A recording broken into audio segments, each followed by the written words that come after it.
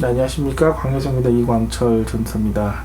한 주 동안 또 잘 지내셨습니까? 또 올해 또 시작이 됐습니다. 시작이 됐기 때문에 여러분의 많은 변화가 있을 줄로 압니다. 나이대도 변했고 상황도 변했지만 제일 중요한 건 하나님의 은혜로 또 여러분의 삶이 또 윤택해졌으면 좋겠다는 생각이 듭니다.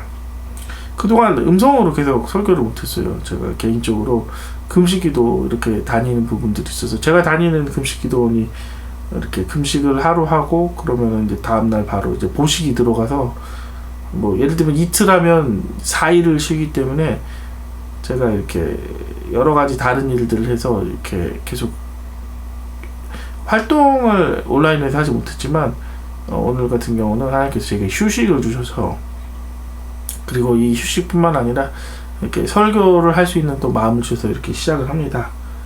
이 설교를 듣고 여러분 이 하나님 말씀으로 힘있게 살아가길 바랍니다.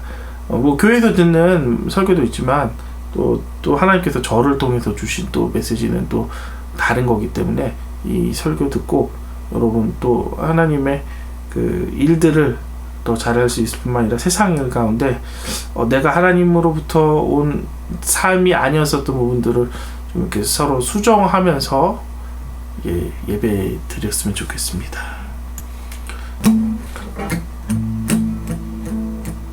위대하신 우리 찬양하면서 예배 시작합니다. 빛나는 왕의 영광의 주님, 온 땅 기뻐하라, 온 땅 기뻐하라. 광채의 하늘이고 어둠은 물리쳐 정원수는 떠내 위대하신 주 찬양의 위대하신 주 모두 하게 되리라.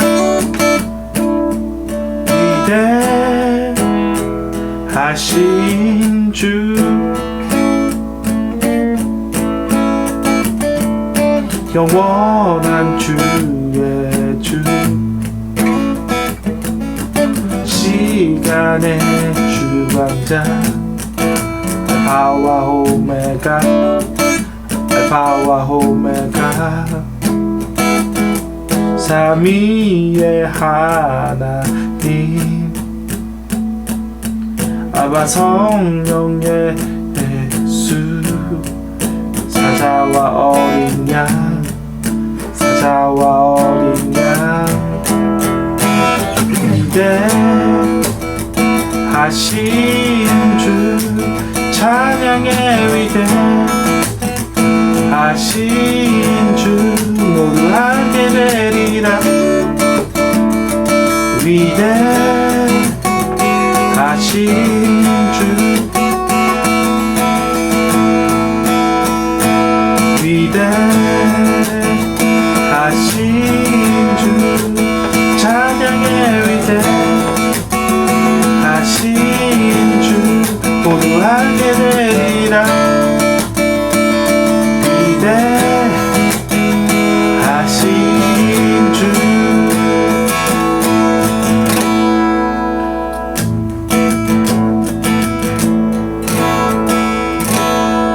6월철 어린 양의 피로 나의 삶의 문이 열렸네. 저 어둠의 권세는 힘이 없네. 주 보혈의 능력으로 원수가 날 정죄할 때에도 난 의롭게 설 수 있네. 난 더 이상 정죄함 없네. 주 보혈 아래 있네. 주 보혈 아래 있네. 그 피로 내 죄 사했네. 하나님의 그 그는 거룩해 하시옵네. 난 주보혈 아래 있네. 난 원수와 어떠한 공격에도 더 이상 넘어지지 않네. 주보혈 아래 있네. 이 산지를 내게 주소서. 그날에 주께서 말씀하신 이제 내가 주님의 이름으로 그 땅을 취하리니.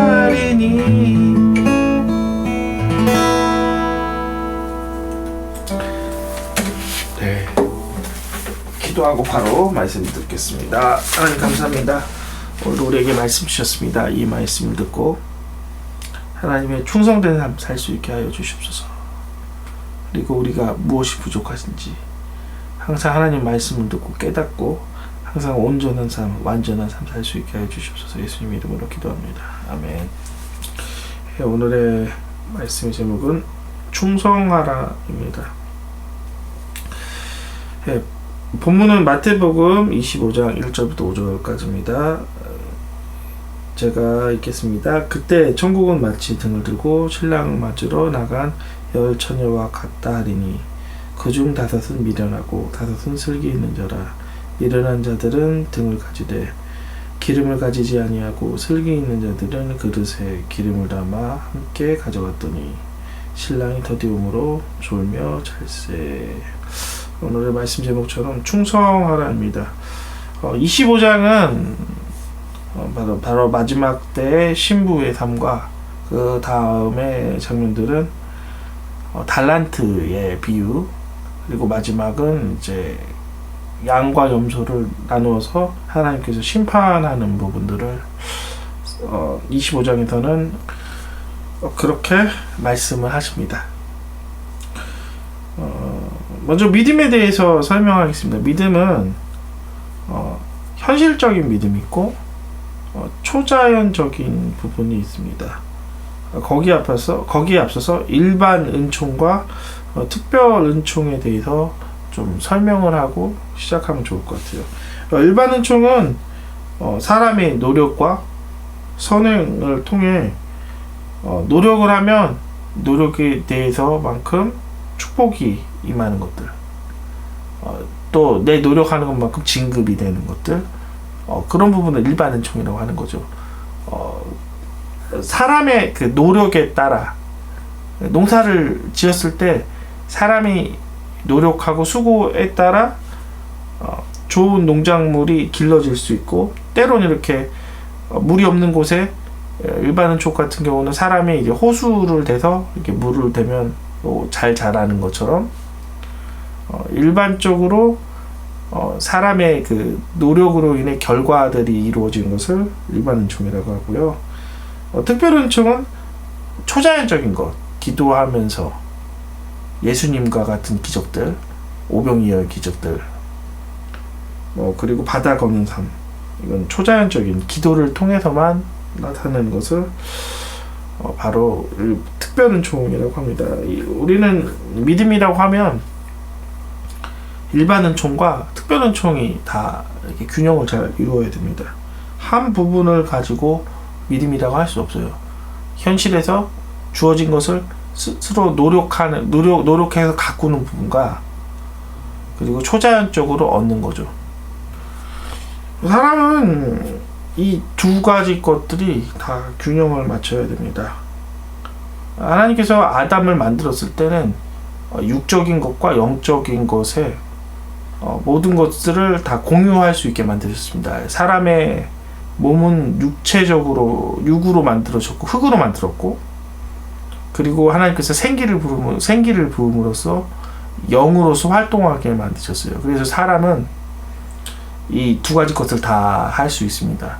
그래서 우리가 노력을 통해 이 육적인 세상에서 변화를 일으킬 수 있고, 때론 이 하나님이 주신 이 호흡을 통한 생명이 있기 때문에 이 호흡을 통한 하나님의 능력이 발휘될 수가 있는 것이 사람이라는 거죠. 그러므로 우리가 놓치면 안 된다는 것, 두 가지 것들. 육체적으로 성실할 것들, 그리고 초자연적인 것들을 바라는 것들. 제가 어렸을 때 그랬었던 것이 좀 기억이 나요. 이 원종수 집사가 이제 새벽기도를 맨날 나갔다고 해요. 그리고 이제 어느 날 이제 새벽기도 나갔을 때 하나님께서 이렇게 뭐 지혜를 주셔갖고 시험 문제를 모르는데 뭐 이제 뭐 지나가는 뭐 하나님께서 뭐 아멘 뭐 하면 2번 하고 할렐루야 하면 4번 뭐 이런 식으로 시험 문제 풀어서 100점을 맞았다고 하는 그런 간증이 있습니다. 그 특별한 은총에 속하죠. 근데 저도 어렸을 때 그랬으면 좋겠다라고 생각해서 기도했지만 저한테는 그렇게 해당이 안 된다는 거죠. 뭐 이거는 원종수 그 집사님에게만 해당되는 특별한 부분이 있다는 거예요. 이것은 하나님께서 그 사람을 통해 뭔가 해야 할 어떠한 뭐 일들이 있기 때문에 특별하게 그 사람에게 역사하는 것이 모든 사람에게 동일할 수는 없는 거예요. 대부분 사람들은 열심히 공부를 하고 뭐 특별 은총으로 하나님께서 지혜를 더하는 부분들이 있을 수 있겠지만 그러한 특별한 은총들을 모든 것들에 대해 적용을 한다면 그거는 신비적인 사람과 잘못된 신앙이 된다는 거죠. 우리가 간증 부분에 대해서 말을 할 때 간증의 어떠한 특별한 부분들은 그 사람에게만 해당되는 하나님의 특별한 은혜입니다. 그러나 그 간증이 나까지 온다는 경우는 없다는 거예요. 뭐 유튜브에 보면 여러 가지 사업하는 방법들이 있어요. 그러나 그 유튜브에 있는 방법들이 내게는 다 맞지는 않을 수 있다는 거죠. 그냥 그 사람에게 어떠한 상황이 맞았기 때문에 그것들이 잘 진행이 되었을 뿐이지 그것을 나에게 맞기 위해서는 내게 맞는 것이 무엇인지에 대해서 그 사람 정보와 그리고 나에 대해서 파악하는 것들이 또 필요한 것처럼 우리가 어떠한 상황에서 믿음을 발휘하기 위해서는 일반적인 것과 그리고 특별 은총에 대해서 분별하는 삶을 가져야 됩니다. 어떤 것은 무조건 일반 은총으로만 할 수 없어요. 어떤 부분은 특별 은총으로만 할 수 없어요. 우리가 성령님께 묻고 그리고 하나님의 말씀의 지혜로 분별해서 그것들을 잘 깨닫길 바랍니다. 성경의 히브리서에 보면 이런 말씀이 있어요. 하나님의 말씀은 살아있고 운동력이 있어 좌우에 있는 날성검과 같으니 그래서 영과 혼과 육을 쪼갠다고 합니다. 말씀은 영과 혼을 쪼개는 부분이 있어요. 분리시킨다는 거죠. 어떤 부분이 영적인 부분인지 어떤 것이 혼적인 부분인지 분리를 시켜야 돼요. 말씀을 통해 분리되길 바랍니다. 어떠한 부분에 대해서 잘 분별이 되지 않았을 때 말씀을 더 많이 보십시오.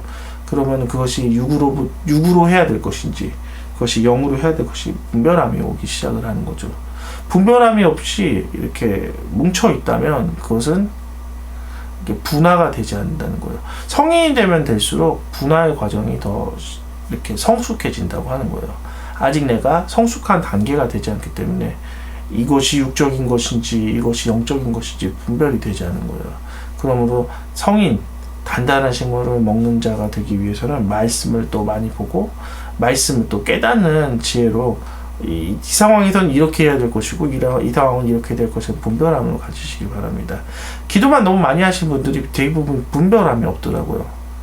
어떤 부분을 어떻게 해야 되는지. 그러나 말씀을 이렇게 가지신 분들이 이렇게 생활 전선에 나갔을 때는 그 분별함들과 그 명확한 지혜들이 있더라고요. 그들이 이렇게 하나님으로부터 이렇게 계속해서 그 말씀을 말씀을 들었을 때 그것을 이렇게 하나님의 말씀은 아까 제가 말했듯이 히브리서 4장을 말씀했듯이 이렇게 말씀을 분별하고 쪼개는 부분들에 대해서 영으로서 훈련을 받았기 때문에 그게 가능한 것입니다.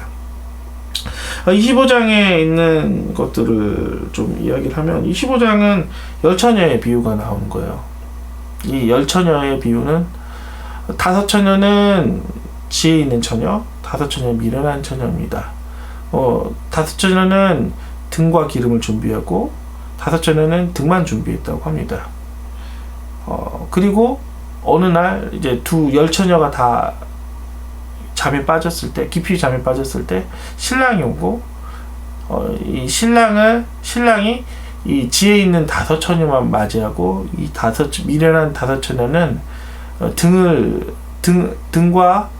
가지고 있었지만 기름을 구하러 온 가정 가운데 신랑이 초대하는 결혼식 잔치에 초대받지 못해서 그들 다섯 처녀는 바깥에 쫓긴다는 장면이 바로 25장에 있는 이 열처녀에 대한 비유입니다. 이것은 영적인 비유에 대해서 말하는 거예요. 우리가 이 세상 살면서 영적으로도 성실한 삶을 살아라고 하는 것입니다. 마지막 때는 이와 같을 거예요. 영적인 결혼식이 있을 것입니다. 우리가 세례를 받을 때부터 우리가 영적으로 하나님의 신부가 되는 것이에요. 이 땅에서 결혼식을 갖는 것이 바로 이 세례입니다. 나는 죽었고 이제 영으로서 살고, 이 결혼이라는 것이 무엇입니까? 첫 번째, 이 자기의 삶을 포기하는 게 결혼이라는 거죠. 예전에는 나 혼자 나를 챙겼다면 이제는 가족이 생겼기 때문에 남편도 챙겨야 된다는 거죠. 그리고 내 법을 따랐다면 이제 남편의 법도 존중해야 되고 남편의 법을 따라야 하는 것이에요. 그리고 아이들도 챙겨야 된다. 애를 낳으면 아이들을 챙겨야 된다. 이것은 바로 영적인 거와 같은 것인데요.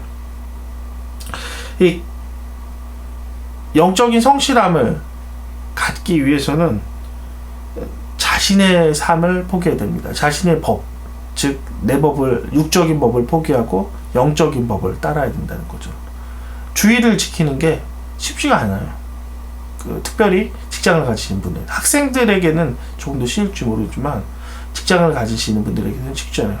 그러나 육의 법칙을 따라가는 게 아니에요. 직장에서 돈을 더 준다고 해서 따라가는 것이 아닌 하나님의 법, 나는 하나님께 드리는 그날은 하나님께 드리겠습니다. 또 사랑에 대해서 이야기하면 내 육적인 부분으로는 나를 좋아하는 사람만 사랑할 수밖에 없어요. 그러나 하나님의 법은 원수라도 사랑한다고 하나님께서 말씀하셨습니다.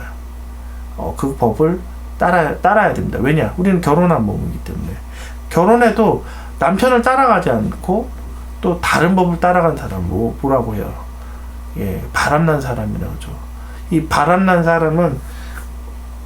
사람에게는 이 결혼의 의무들이 제대로 갖추어지지 않기 때문에 이 결혼이 깨어질 수밖에 없다는 거죠. 또 아이란 것이 무엇입니까? 바로 전도할 대상이라는 거죠. 내가 결혼을 하면 남편과 행복감을 느낄 것뿐만 아니라 아이가 생긴 것처럼 여러분에게 수많은 전도할 수 있는 대상자들도 생기고 그들을 돌보아야 할 의무가 필요한 것이에요. 두 번째, 이 결혼을 하면 행복도 불행도 함께합니다. 행복도 불행도 함께하는 거예요. 신랑을 통해 행복하고 아이를 통해 행복해요. 그러나 신랑을 통해 또 불행하기도 합니다. 신랑이 돈을 못 벌면 불행하기도 하고 또 아이들이 말을 안 들으면 불행하기도 합니다. 함께 하는 것이에요. 우리가 예수를 믿으면 우리가 예수를 통해 기쁨을 얻을 수 있어요. 그리고 구원의 감격을 얻을 수 있고 은혜도 받을 수 있어요. 그러나 동시에 핍박도 따라오고 불편함도 감수해야 됩니다. 그러나 결론은 내가 영적인 부분에 대해서 항상 성실해야 된다는 거예요. 결혼이 깨어지지 않기 위해서는 성실함과 충성함이 필요한 거예요. 법을 지키는 거, 그리고 사랑할 것들 합니다. 성경에서 왜 굳이 결혼이라는 단어를 쓰면서 그리스도와 나와의 관계를 하겠습니까? 많은 부분들이 비슷한 부분이기 때문이에요. 결혼처럼 사랑해야 되고, 이 사랑이 결혼 초반에는 사랑으로 느껴지다가 이제 시간이 지나면 사랑이 식으면서 계속해서 어느 정도 노력이 필요합니다. 노력이 필요해서 사랑이 유지되는 것처럼 우리가 그리스도의 은혜 가운데 충성해야 할 필요가 있는 것은, 때로는 우리가 은혜를 받지만 그 은혜가 지속되기 위해서는 우리가 하나님께 우리의 의지를 들여서 계속해서 하나님께 충성하고 성실해야 할 것들이 필요하기 때문에, 성실로 결혼 유지하듯이 영적인 것들에 대해서 여러분들이 성실함과 충성함으로 유지되기 바라요. 여러분이 하나님의 또 충성된 사람들도 되기 바랍니다. 두 번째는 달란트 비유입니다. 제가 오늘 설교하고 싶었던 부분들이 바로 이 두 번째 부분입니다. 이 달란트에 대해서 이 설교를 하면 큰 이렇게 부자가 있었는데 큰 부자가 각 종의 재능에 따라 달란트를 맡깁니다. 한 종은 5달란트를 맡기고 한 종은 2달란트를 맡기고 한 종에게는 1달란트를 맡깁니다.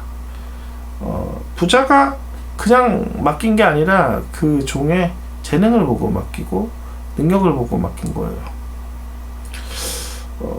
뭐 재능은 뭐 그 사람의 그 재주뿐만 아니라 부모도 하나의 재능이라고 볼 수 있어요. 어떤 사람은 좋은 부모를 만나기도 하고 어떤 사람은 나쁜 부모를 만납니다. 그러나 중요한 거는 하나님께서 결정하는 거예요. 부자인 하나님께서 결정하는 그 부분은 틀림없는 거예요. 좋은 부모한테 배우는 부분은 좋은 것을 배우겠지만 나쁜 부모를 만나도 그 안에 배워야 할 부분들이 있어요. 대부분의 사역자들은 좋은 부모보다 안 좋은 부모를 만나는 경우가 있습니다. 그것을 통해 깨닫고 이렇게 배웁니다. 성경에 가장 인구가 많지만 가장 척박한 땅을 받았었던 바로 지파가 에브라임 지파입니다. 왜 에브라임 지파에게는 이렇게 산지를 하나님께서 주셨나요?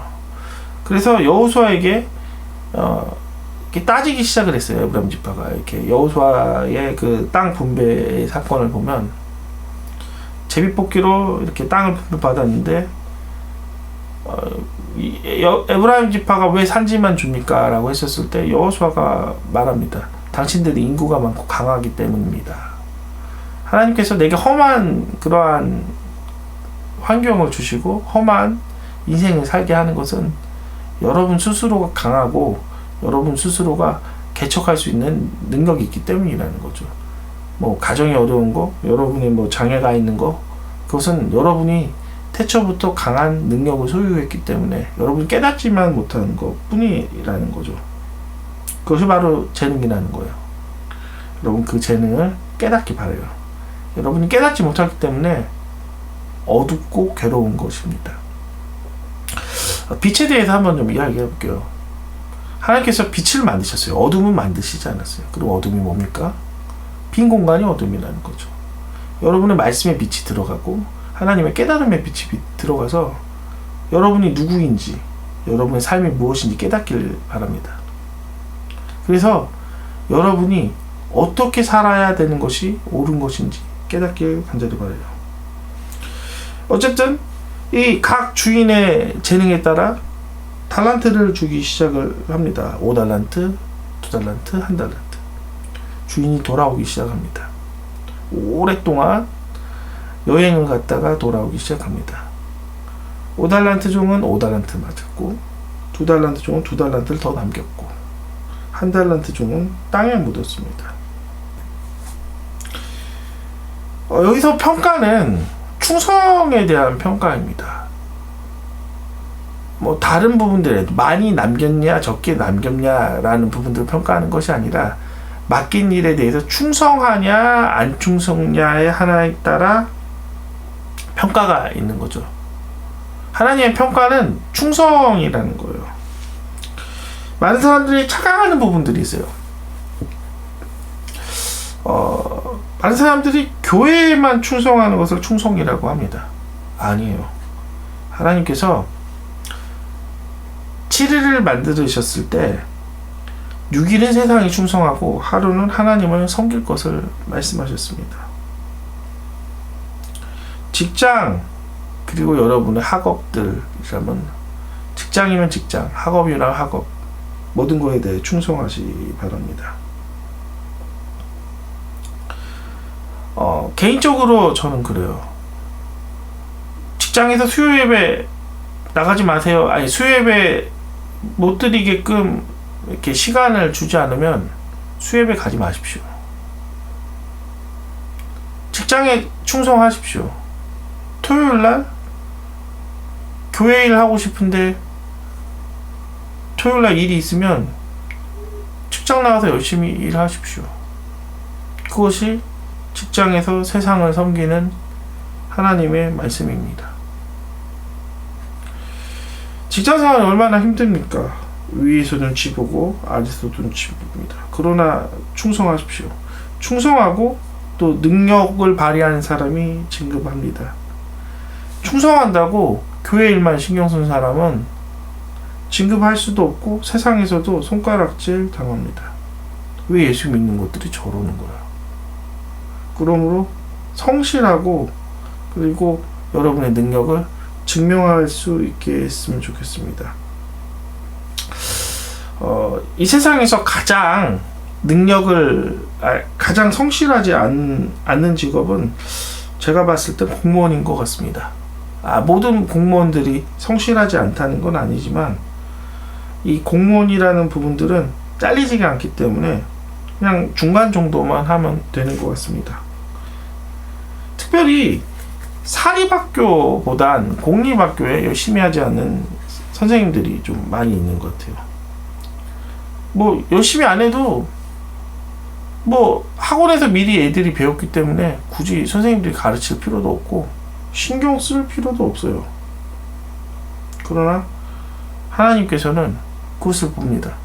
네가 얼마나 열심히 하는지, 얼마나 충성하는지. 공무원처럼 편하게 할 수 있는 일이 없어요. 그냥 어느 정도만 하면 됩니다. 그냥 유지만 하면 되는 거예요. 하나님 나라 입장에서 충성이라는 것을 생각을 하면서 사셨으면 좋겠습니다. 이 목회도 마찬가지예요. 충성 안 하는 목회자들이 굉장히 많습니다. 강례설교 사실 왜 나온지 아십니까? 설교를 하기 위해서는 설교가 묵상도 해야 되고 굉장히 책도 많이 봐야 되고 노력을 많이 해야 됩니다. 근데 강례설교는 한 주제가 있고 본문에 대한 여러 가지 해석이 나온 주석이 있어요. 그냥 쭉쭉 보면 됩니다. 그냥 주석 찾아서 그냥 읽어주면 됩니다. 충성을 하지 않고 노력을 하지 않으면 목회자들의 성도들은 태가 사실은 더 납니다. 육적으로는 구별이 잘 안 될 거예요. 목사님이 똑똑하시네. 이렇게 어려운 얘기를 어떻게 하시지라고 할 수 있지만 영적으로는 그것들을 느낍니다. 귀에 잘 안 들어오고 그리고 은혜도 안 되고 지루하기만 하고 성도들은 거기에 대해서 말씀에 대해서 은혜로 여기지 않고 굉장히 짐으로 여기기 시작하는 부분이 바로 이런 부분입니다. 가장 충성하지 않았었던 부분들이 제가 봤을 땐 세상 사람들보다 목회자들이라는 거예요. 교회가 문제가 있다는 거예요. 교회는 이런 부분에 대해서 회개가 필요한다는 거예요. 저는 요즘 보면 아침에도 유튜브 방송을 봤을 때 문선명이가 이렇게 평화쇼를 하면서 홍보하는 것들을 봅니다. 요즘 왜 하나님의 교회라든지 이단들이 왜 판치겠습니까? 특별히 목회자들이 충성하지 않기 때문이라고 저는 생각합니다. 목회자들이 하나님과 날마다 동행하고 항상 하나님의 말씀들을 항상 은혜로서 항상 소화해야 되는데 소화되지 않은 상태에서 설교를 하고 기도하지 않은 상태에서 성도들을 대하고 깨어지지 않는 상태에서 하나님의 영향력을 행사하니 교회가 은혜가 없는 그 공백기에 사람들이 떠나기 시작을 하는 거죠.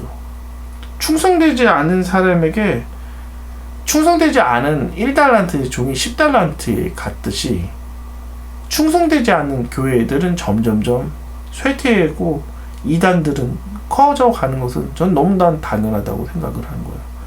이단들이 늘어난 것은 이단 교리에 대해서 안 가르쳐주는 목사님이 문제가 아니라 하나님과 동행하지도 않고 하나님과의 관계가 충성하지 않는 교회의 문제라고 저는 생각합니다.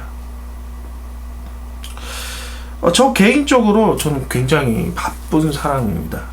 저는 순회 선교가 하나님께서 주신 또 비전이기도 하고 저의 또 제가 또 하고 싶은 부분이기 때문에 저의 생활을 좀 가끔 얘기하면 전 아르바이트를 나가죠.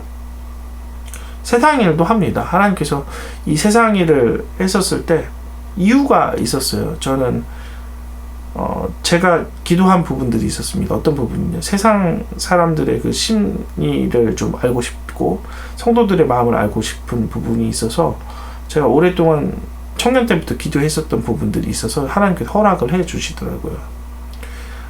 아르바이트 하면서 얼마나 힘든지, 돈 버는 게 얼마나 힘든지, 성도들이 11조 했었을 때 마음이 어떤지 저는 그런 부분들이 느껴지기 시작하더라고요. 그래서 설교할 때 또 많이 신경을 씁니다.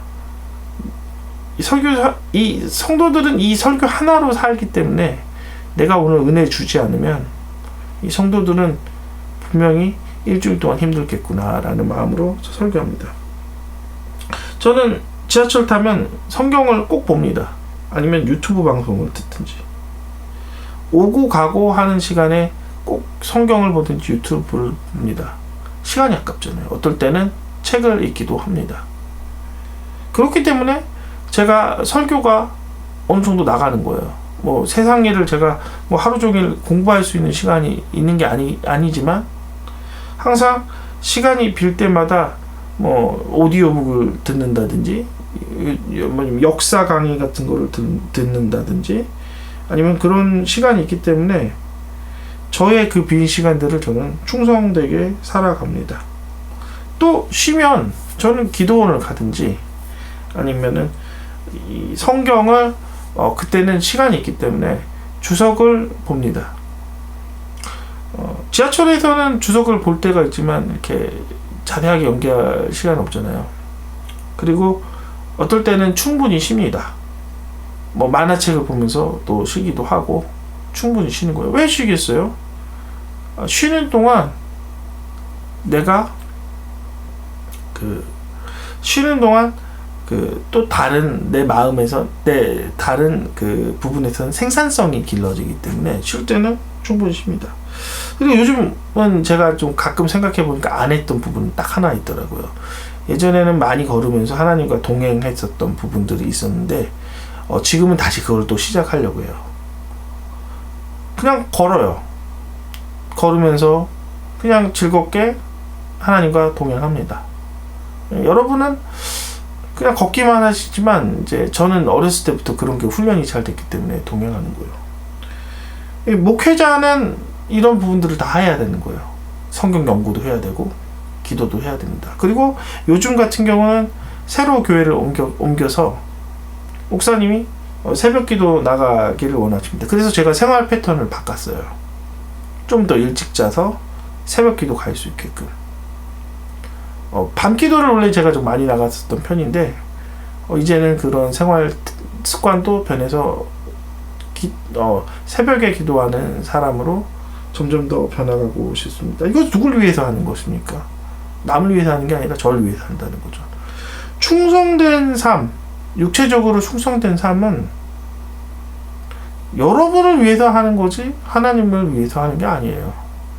여러분이 충성된 삶, 제가 더 열심히 강의 듣고 열심히 설교 연구하고 그런 것은 제가 나중에 하나님께서 쓰임 받았을 때 사역의 높은 자리에서 내가 다른 사람들을 가르치기 위해서 준비된 나의 훈련 과정이에요. 충성되는 것은 누구를 위한 것이 아니라 여러분 스스로를 위한 것이고 그 충성됨을 통해 주인이 맡기는 것들이 더 이렇게 맡기는 부분들을 더 넓어질 수 있는 기회가 되는 것입니다. 여러분이 충성했으면 좋겠어요. 또 저에게는 주일학교가 주어졌습니다. 주일학교 부분들을 오랫동안 했지만 이제 교회 형편상 제가 안 했었습니다.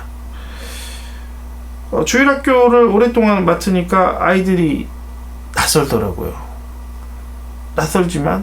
낯설기도 할 뿐만 아니라 5년 전에 그 아이들하고는 많이 틀리더라고요. 스마트폰에 훨씬 더 많이 노출된 아이들이어서 그런지 예배 시간 때 굉장히 산만했습니다. 그러나 저는 맡겨진 일이기 때문에 애들을 어떻게든 더 하나님께 가까우려고 노력합니다. 저의 일이기 때문에 충성한 거예요. 뭐 교회의 눈치를 봐서 그런 게 아니라 그것이 저의 일이기 때문에 저는 아이들을 어떻게 변화시킬 거에 대해서 계속합니다.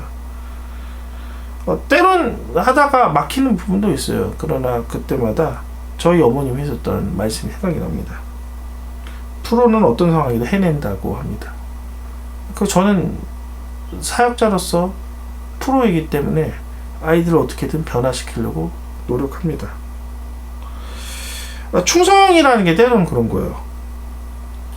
여러분의 능력을 100%, 80%만 사용하는 것이 아니라 150%, 200% 사용하는 것이에요. 여러분이 한계가 있다는 것은 여러분이 조금 헉헉거리면 한계가 있다고 생각합니다. 이 정도면 기도 많이 했지. 1시간 정도 가지고. 이 정도면 노력 많이 했지. 1시간 반 가지고. 제가 헬스장 가면 느끼는 부분이 있어요. 혼자 하는 거랑 선생님이 하는 건 틀려요. 혼자 하면 요령을 핍니다. 조금 힘들면 뭐 대충 하고 집에 일찍 가야지. 선생님이라고 하면 알짜리 없다는 거예요. 20개, 30개 요령 못 피고 바른 자세로 해야 합니다. 그런데 중요한 것은 혼자 했었을 때, 혼자 판단했을 때는 못했던 것이 선생님들과 하면 같이 하면 그것이 해낼 수 있다는 거예요. 여러분의 한계, 여러분이 정하지 마십시오. 여러분이 그냥 한 이 정도에서 충성이라고 생각했던 거, 그 한계를 뛰어넘었으면 좋겠어요. 능력을 발휘하기 위해서는 한계를 뛰어넘었을 때 능력을 발휘합니다. 예전에 성공하는 삶의 그 7가지 습관이나 스티비 코비의 책이 갑자기 생각이 나요. 스티비 코비가 그 얘기를 해요. 근육이 커지기 위해서는 근육이 한번 찢어져야 된다고 합니다. 오늘 50kg 들었으면 50kg에서 만족하면 근육이 안 커진다고 해요. 60kg, 70kg에 그 얼굴이 빨개질 정도로 내가 힘을 더 냈었을 때 근육은 찢어지고 며칠 뒤에 새로운 근육이 이렇게 나서 이게 근육이 더 커지고 힘이 더 있어진다고 하는 거예요. 오늘의 충성을 양을 내가 조금 힘들고 견디기 힘든 걸로 생각하지 마십시오. 영적인 부분이든 육적인 부분이든 마찬가지입니다. 그 근육이 찢어질 때까지 노력을 하십시오. 저도 그래야 할 시기가 돌아왔습니다. 저도 노력하겠습니다. 여러분도 노력하십시오. 저에겐 또 다시 한번 또 숙제가 또 다가온 부분들이 있어요. 하나님께서 금식으로 저에게 그것을 하라고 했었을 때 예전에 했었던 그런 금식에 있는 그런 나의 노력이 아닌 더 큰 노력, 근육이 찢어지고 100%, 200%가 넘는 그 시간으로 가서 새롭게 될 겁니다. 나비가 번데기에 있었을 때 온 힘과 200%의 노력이 되지 않으면 그 번데기에 벗어날 수 없어요. 100%의 힘으로 있다면 그냥 번데기 뿐입니다. 그냥 번데기 있다 죽습니다. 100%, 200%가 넘는 힘을 썼을 때, 더 발버둥 쳤을 때 겨우 벗어나는 것이에요. 우리가 겨우 벗어날지라도 그것이 힘들지라도 자유함, 그리고 나를 수 있는 기쁨, 그 목표를 향해 갔었을 때 그 노력은 더 값진 거라는 거죠. 많은 사람들이 그냥 번데기에서 조금 움직이는 거를 가지고 노력이라고 합니다. 더 큰 노력을 하길 바랍니다. 더 크게 충성하길 바라요. 하나님께서 이 달란트의 비유에서처럼 2배를 남겼을 때 이제는 더 큰 것이 주어지듯이 여러분의 노력들, 여러분의 몸부림들이 더 2배가 되어서 이제는 그것을 그 주인이 인정받을 그 때까지 계속해서 하십시오. 충분히 여러분은 하실 수 있는 사람입니다. 성실하십시오. 하나님께서 여러분을 그렇게 도와주실 거고 여러분이 그렇게 성장할 것입니다. 기도하고 마치도록 하겠습니다. 영적으로 육적으로 충성된 성도 될 수 있게 하여 주시옵소서. 예수님 이름으로 기도합니다. 아멘. 네, 다음에 뵙겠습니다.